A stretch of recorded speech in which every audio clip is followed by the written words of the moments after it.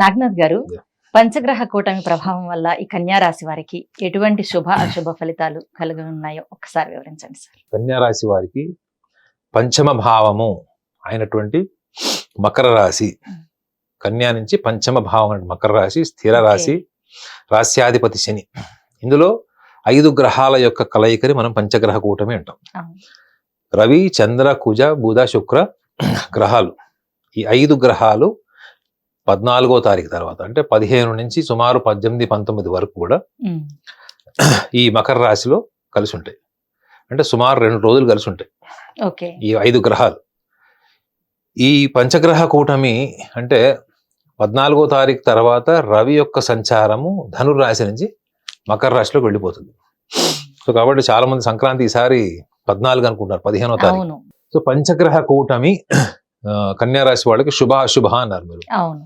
వీళ్ళకి ముఖ్యంగా కన్యా రాశి వాళ్ళకి ఇది సెన్సేషనల్ టైం. కన్యా రాశి వాళ్ళకి సెన్సేషన్, ఎందుకంటే కన్యా రాశి వాళ్ళ స్వభావం ఒక నిమిషం మీకు చెప్తాను. కన్యా రాశి వాళ్ళు అంత ఇమాజినేటివ్ పీపుల్ ఎవరు ఉండరు. వాళ్ళ ఊహ ఎట్లా ఉంటదంటే అసలు ఇట్లాంటి ఊహలు కూడా ఉంటాయి అనిపిస్తుంది మనకి. అంటే ఆచరణకు సాధ్యం కానివి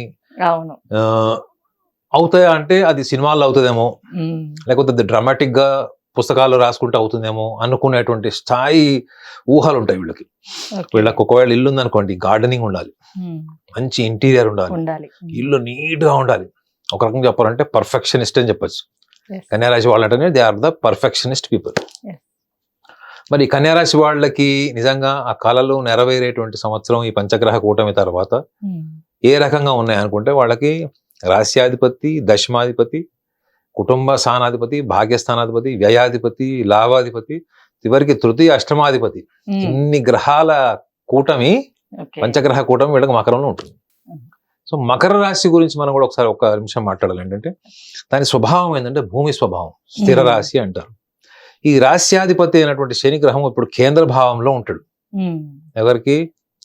కన్యా రాశి వాళ్ళకి కేంద్ర భావంలో ఉంటాడు. మరి కేంద్ర భావంలో ఉంటాడు కదా, మరి మిగతా గ్రహాల యొక్క కలయిక ఏంటి ఈ పంచగ్రహాలతో అంటే షష్టమంలో రాహు ఉంటాడు, వ్యయంలో కేతు ఉంటాడు. సో వీళ్ళు మీరు కన్యారాశి వాళ్ళ గురించి అడిగారు కాబట్టి ఈ సంవత్సరం వీళ్ళకి పంచగ్రహ కూటమి తర్వాత ఒక అందమైనటువంటి భవిష్యత్తుని తీర్చిదిద్దుతుంది. అంటే మోస్ట్ బ్యూటిఫుల్ టైం అని చెప్పచ్చు ఏ విషయాల్లో వీళ్ళకి.